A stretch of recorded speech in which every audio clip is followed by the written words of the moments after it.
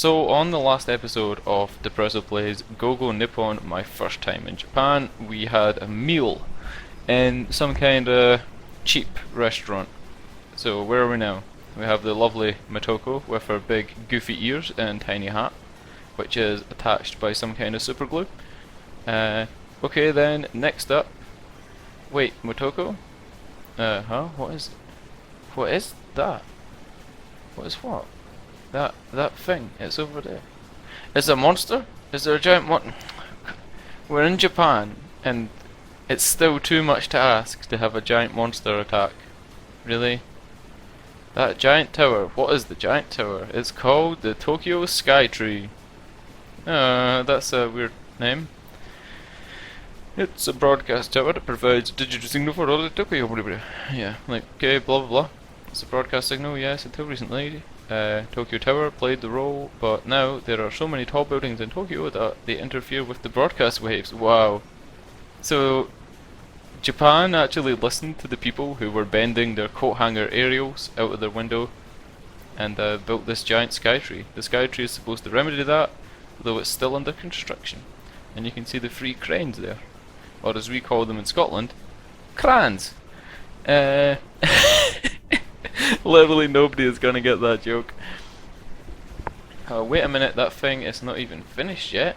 That's right, when it's finished it will be 634 meters tall. The tallest broadcast tower in the world. As man-made structures go, it will only rank second after the Burj Khalifa in Dubai. Wow. It's like, that is like stupidly tall. Like it's almost as tall as Wiz Khalifa. The second tallest building in the world, and it's right next to Asakusa. Asakusa has the two tallest mountains in the world. In her sweater. It is strange, isn't it, to have such a modern structure visible amidst these traditional buildings. No kidding. You know, like in Britain, we have like wind farms. And we're building these wind turbines, and a lot of people think, oh, they look ugly and they're spoiling the countryside. Like, look at Japan. They have these traditional buildings, and they just plant the second tallest building in the world, like a giant white tower that looks a little bit like, I don't know, a giant syringe dildo thing, and they don't even care that it spoils the tourist pictures of Japan because they're so modern and they can actually see the future. Whereas in Scotland, we have like old people saying, oh, these wind farms, they're making the countryside look horrible. If we don't build the wind farms and build renewable energy, there won't be a fucking countryside left. Yeah, so that's my little rant on that. So it's nice to see that Japan at least has their brains firmly in their heads, and their heads firmly screwed on to their shoulders. And the knee bone connected to the leg bone connected to the hip bone. Okay, no, there won't be any more singing on this channel. Or maybe there will. The other broadcast tower, Tokyo Tower, is a popular sightseeing spot in the city. We should go there too if we have the time. I think we should go there. Let's visit all of the towers, and then maybe later, Motoko, you can visit the big tower in my pants. Okay, I'm gonna stop making sexual jokes about Motoko, because she's clearly a young girl. And she's nice enough to invite me into her country, and we should be respectful of her and respectful of her giant tits. Well, that makes a full day of sightseeing. Makoto Misaki's Tokyo tour will now be coming to an end. I would like to come in her end. Okay. That's the last one, I promise. I promise that is the last one about Motoko. The next one are all going to be about her sister, Akira. This is our last sightseeing spot. Yeah. Now we're here. Here's the question: what kind of place do you think this is? What could it be? It just seems like your average everyday building. Oh, the building in the background. He says it looks like a gymnasium. I think this is maybe like some kind of bathhouse. Like I don't know. Like it has like a kind of rusty, water beaten kind of look. I don't know. It's called Ryogoku Wait, right. Ryogoku Koku Gigan. Ryugoku Koku Gigan. Koku Gikan. Yeah. Isn't it's the promised land of old Sumo. Sumo? You mean like sumo wrestlers? Yes, I think that's right. I would like to wrestle with Motoko's sumos. Oh shit, wrong button. Sumo has a long history. Some people say it goes back at least 2,000 years. Man, that must be one old sumo wrestler. 2,000 years old. Yes, long ago it was a ritual to honor the gods by eating a lot of fat and then like running into naked men. Have you seen it? They clap their hands in the ring and stomp their feet. It's all a ritual carried over from ancient times. Yeah, I've seen that on TV. Now I don't know, but maybe like twice in my life have I switched on the TV and seen sumo wrestling. And I am old as balls. I am old. Like I am, let me tell you, I am so old that the last time I played a video game, I fell off my dinosaur. I see. I did always wonder why they moved in such a strange way. Yeah, they kind of shuffle. Sumo wrestlers. I'm doing a shuffling motion in my chair. You can't see it. Maybe I'll get a webcam one day. But I'm doing like a little sumo shuffle. It's quite attractive. Yeah. It's nice to know the reason why they do the stupid moves. Well, not stupid, but you know. Sumo wrestlers are known as Rikishi. Rikishi sumo competitions. Sumo competitions between Rikishi is called Uzumo.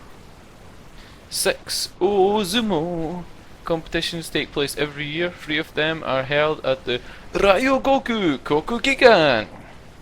3? You mean half of them? That's right.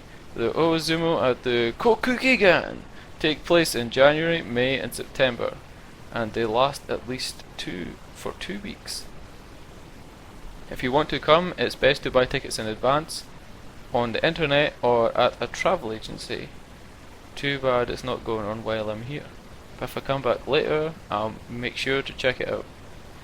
I think it would be quite fun to dress up in sumo outfits and slap around Makoto and, you know, grapple her into the ground and put her in some kind of holds.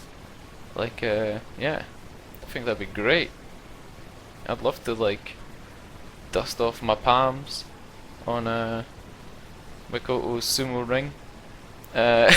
Dude, I'm gonna get thrown off of YouTube. Dude. Oh, and right next to the Kokugigan, Kokugikan is the Edo Tokyo Museum. It teaches people about the history of Tokyo. Do you want... Can you hear my chair squeaking when I adjust my balls? Do you want to go in and learn a bit about how Tokyo evolved since the era of the samurai? Well, wait a minute. In the last 2 episodes ago, Motoko informed us that samurai were around right up until, and I believe she said, the 18th century, which would be like 17... maybe as late as 1790, 1780. So it has only been, well, you know, like about 230 years, roughly, like give or take 20 years either side, roughly 200 to like 250 years since the samurai have existed.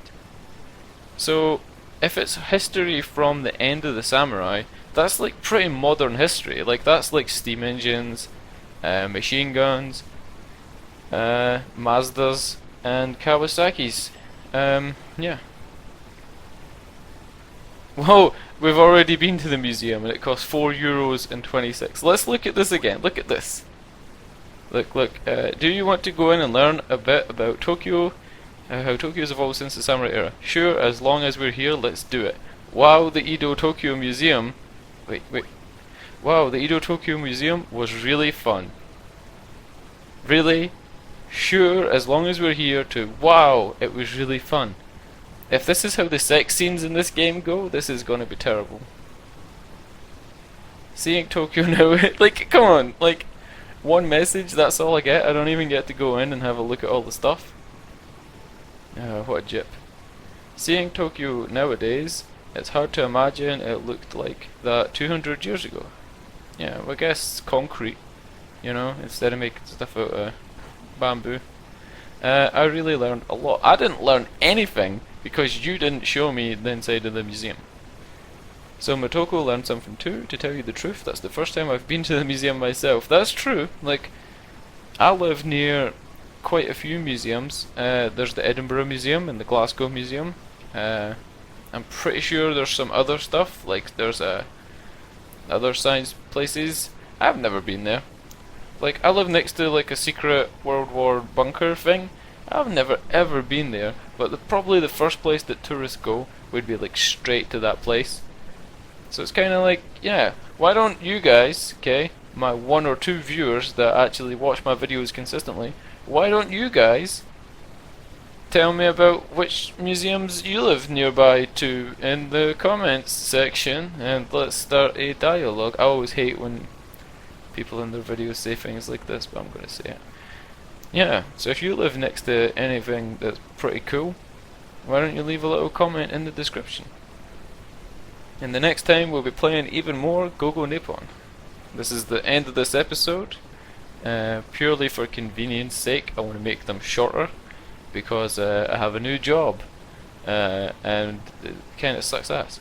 So yeah, be sure to like, favorite, subscribe, tweet my tweets, follow me on the Twitteroo, follow me on Twitch, and you'll get an email alert whenever I start streaming. Most likely I'll be streaming probably going to be League of Legends. League of Legends, not League of Legends. Or Lego Lelands. I'm going to be playing Legoless Legos on Twitch. Yeah, so be sure to do that and stuff.